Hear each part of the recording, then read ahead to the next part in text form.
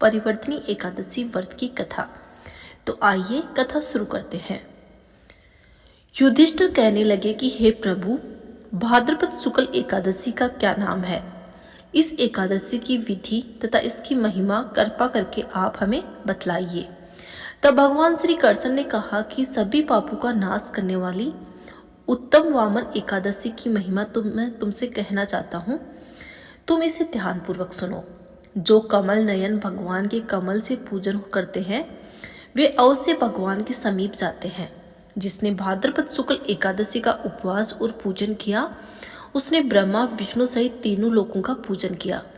अतः हरिवासर अर्थात एकादशी का व्रत अवश्य करना चाहिए।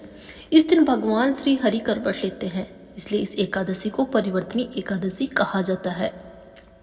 मुरलीधर के वचनों को सुनकर युधिष्ठिर बोले कि हे भगवान, मुझे अति संदेह हो रहा है कि आप किस प्रकार सोते और किस प्रकार करवट लेते हैं तथा किस तरह राजा बलि को बांधा तथा वामन रूप रखकर क्या क्या लीलाएं की। चातुर्मास के व्रत की क्या विधि है? क्या आप शयन करने पर मनुष्य का क्या कर्तव्य है? इसे आप मुझे विस्तार से बताइए।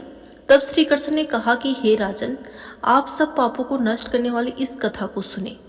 त्रेता युग में बलि नाम का एक तथ्य था। वह मेरा परम भक्त था।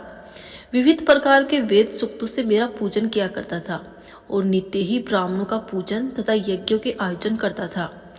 लेकिन इंद्र के द्वेष के कारण उसने इंद्रलोक तथा सभी देवताओं को जीत लिया था। इस कारण एक बार सभी देवता एकत्रित होकर सोच विचार करके भगवान के पास गए।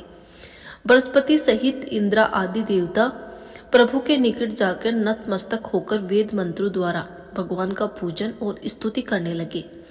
अतः मैंने वामन रूप धारण करके 5वां अवतार लिया, फिर अत्यंत तेजस्वी रूप से राजा बलि को जीत लिया। इतनी वार्ता सुनकर राजा युधिष्ठिर बोले कि हे जनार्दन, आपने वामन रूप धारण करके उस महाबली दत्ते को किस प्रकार जीता? तब भगवान श्री कृष्ण कहने लगे कि मैंने बलि से 3 पग भूमि की याचना करते हुए कहा कि ये मुझको 3 लोक के समान है और ये राजन मुझको अवश्य ही देनी होगी। तब राजा बलि ने इसे तुच्छ याचना समझकर 3 पग भूमि का संकल्प मुझको दे दिया और मैंने त्रिविक्रम के रूप को बढ़ाकर यहाँ तक कि भूलोक में पद्य, भूलोक में जंगा, सौरलोक में कमर, महलोक में पेट, जललोक में हृदय, यमलोक में कंठ की स्थापना करके सत्यलोक में मुख और उसके ऊपर मस्तक स्थापित किया। चंद्रमा आदि सब ग्रह, गण, योग, नक्षत्र, इंद्र आदि देवता और शेष आदि सभी नागणों के विविध प्रकार के वेद सूक्तों से प्रार्थना की। तब मैंने राजा बलि का हाथ पकड़कर कहा कि हे राजन, एक पद से पृथ्वी, दूसरी पद से स्वर्गलोक पूर्ण हो गए। अब मैं तीसरा पग कहाँ रखूं? तब राजा बलि ने अपना सिर झुका दिया और मैंने अपना पैर उसके मस्तक पर रख दिया, जिससे मेरा वह भक्त पाताल को चला गया।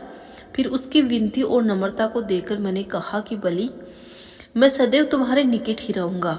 विरोचन पुत्र बलि से कहने लगे कि भाद्रपद शुक्ल एकादशी के दिन बलि के आश्रम में मेरी मूर्ति स्थापित हुई। इसी प्रकार दूसरी क्षीर सागर में शेषनाग के षष्ठ पर हुई। हे राजन, इस एकादशी को भगवान शयन करते हुए करवट लेते हैं, इसलिए तीनों लोकों के स्वामी भगवान विष्णु को उस दिन पूजना चाहिए। इस दिन तांबा, चांदी, चावल और दही का दान करना सबसे उचित माना जाता है। इसका दान करने से मनुष्य के सभी पाप नष्ट होते हैं। इसके साथ ही रात्रि को जागरण जरूर करना चाहिए। जो विधि पूर्वक इस एकादशी का व्रत करते हैं वे सब पापों से मुक्त होकर स्वर्गलोक में जाकर चंद्रमा के समान प्रकाशित होते हैं और यश को प्राप्त होते हैं। जो साधक इस कथा को पढ़ते या फिर सुनते हैं उनको 1000 अश्वमेध यज्ञ का फल प्राप्त होता है और श्री हरि की कृपा से सदैव प्राप्त होती है। बोलिए श्री विष्णु भगवान की जय। आशा करती हूँ कि दोस्तों आपको ये कथा जरूर पसंद आ रही होगी।